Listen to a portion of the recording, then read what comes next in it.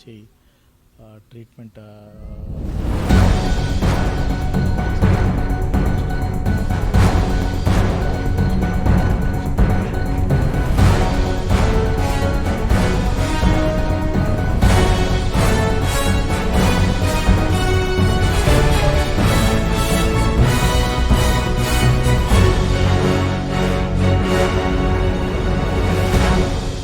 చేసుకోవటం జరుగుతుంది.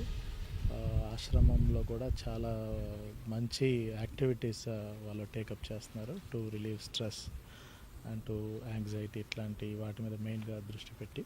So very good work is being done by them అండి. Thank you.